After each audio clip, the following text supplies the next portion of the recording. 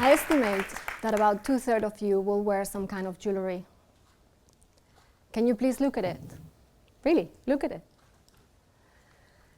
Do you know where it came from? And even more, do you know where the materials that ring or necklace is made with came from?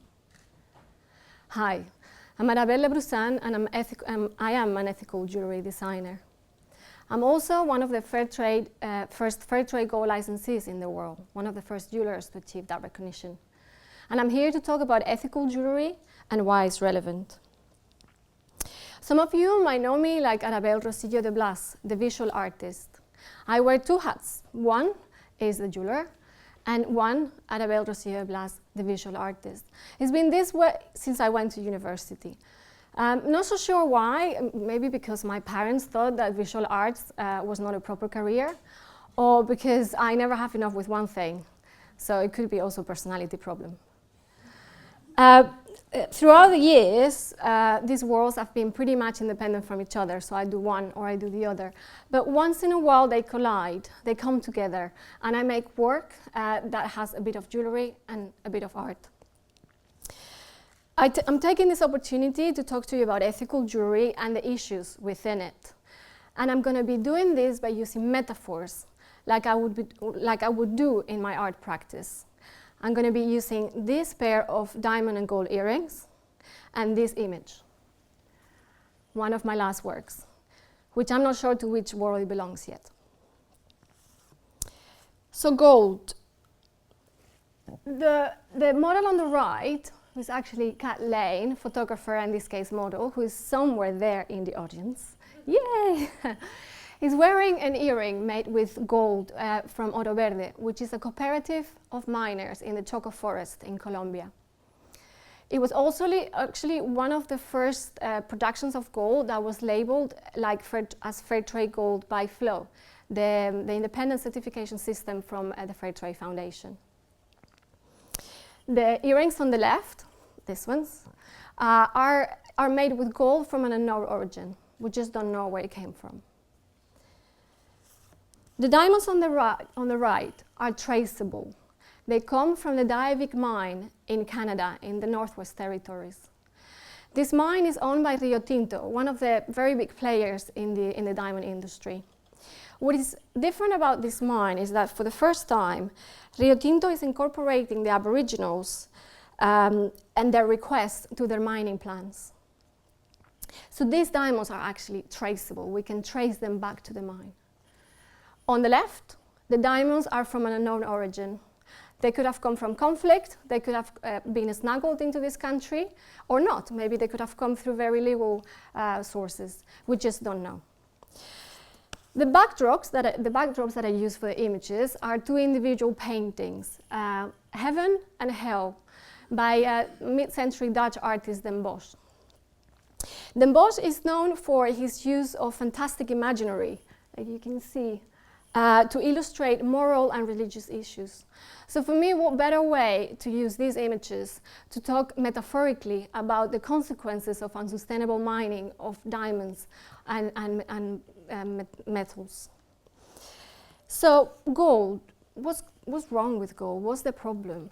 Gold is usually mined in developing countries, and I want to call them nature heavens, maybe like this one in this image. Yet gold is associated with very environmental damaging facts. The thing is that with a gift of gold usually represents love, commitment, like the union between two people. And as I said, it just is so associated with these serious environmental and human rights violations. In order to mine, mining companies need to use mercury and cyanide, quite dangerous chemicals. After they've used them, these chemicals might even seep into the earth, or they go through pipes that end up into rivers and into oceans, causing really big environmental damage. There's one powerful fact with gold, is that to create one single ring made out of gold, you need to create 20 tons of toxic waste. 20 tons of waste is like this whole stage filled up and a mountain that goes halfway to the ceiling. hold so much weight to just create one ring? I'm not sure. I have my questions about that. I'm not sure if it's worth it. There's also another sad fact, is that because these chemicals are so toxic, so toxic that even an amount of a size grain of cyanide can be fatal for humans. But what is even worse is that just a little chip of that rice grain in a 1 liter of water will be fatal for fish. So I guess you start getting the picture. This amazing, beautiful nature heaven goes literally into hell because of unsustainable mining practices. And diamonds. Diamonds are actually pretty good. It's one of the hardest crystals on Earth. Can only get scratched by another diamond, very hard with a lot of technological uses these days. But the thing with diamonds is that they have such a monetary value in such a small space that they've been sneaked around throughout the years. They've gone into pockets, into suitcases. I even met a diamond dealer when I was working in Thailand that he had cut a really small hole inside a book to put the stones to be able to pass them through customs. The thing with diamonds is that why are they called blood diamonds? Why are they called sometimes conflict diamonds? Why is this problems about, It's because in the 90s they were sold under the radar to fund civil wars in Africa. The money earned selling these blood diamonds was used to buy weapons and for these bloody wars. One of the most known ones is the genocide in Sierra Leona. If some of you saw the movie Blood Diamonds, this was actually about this. So in these wars have costed like 3.7 million lives. So here we are, again, more to hell than to a nice picture of this heaven. The problem since then was happening. This happened in the 90s, and in the genocide was around the 2000s. So since then, there's been some certification schemes put in place, like the Kimberley process. But there's still quite a lot of doubts about the impact and how reliable these certification schemes are. The problem with diamonds is its complex supply chain, because it goes from the mine into the mine that needs to go to get it cut, and that usually happens in other countries. From the cutters, it goes to the stockholders. From the stockholders, goes to the diamond dealers. From the diamond dealers, goes to the manufacturers, and then the manufacturers goes into the retail. And hopefully then it goes on your finger. So the longer the supply chain is, the more difficult it will be to trace something back. So the problem is very difficult to keep the chain of custody of the stone. So in other words, that what you started with is what you're finishing with. With gold at the moment is much easier. I called the casting house that holds fair trade gold, because he's also one of the fair trade gold licensees, like me. And I said, can you please cast my ring in 18-karat rose gold? He does that, he sends it to me. And he does this because the gold has arrived to him with a few very little steps, and that gold comes with the stamps and with the certification. So perfect, ideal. So how would you do that in diamonds? Because diamonds are actually such a small thing. How can we put some labels in diamonds? Well, there's a few things in place these days that hopefully get more and more used. And one of the things that they can do is put a laser mark on the side of the stone. That, unfortunately, can happen only with larger stones. So it's usually with the stones that are 0.3 carat and above, which is, in other terms, around 4 millimeters width and above. That serial number then goes into the paperwork that comes with the stone. So in that way, we can trace back that stone. So at first sight, these earrings are completely identical in their design. It is only when you start hearing about these issues that you start asking yourself some questions.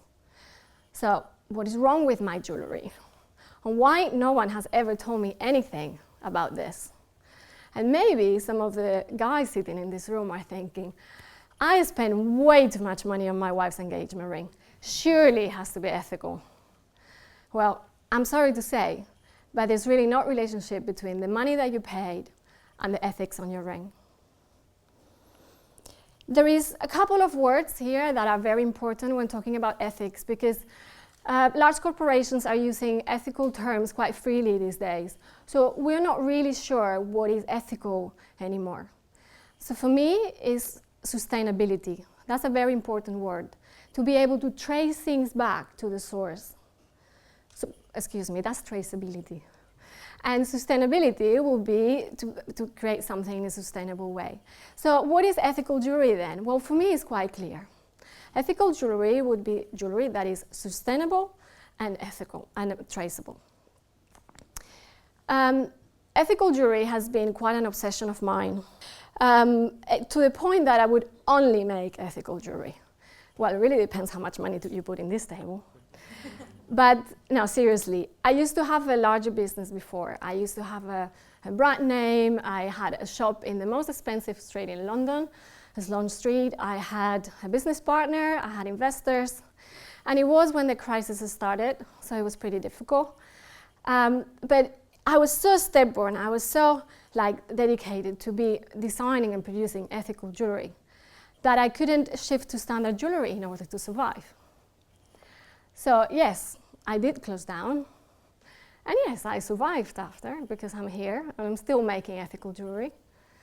But there is one thing that I learned, and the one thing that I feel, is that it was really, really scary to close down. But actually, what a relief. Well, such a relief that I got pregnant 2 months later.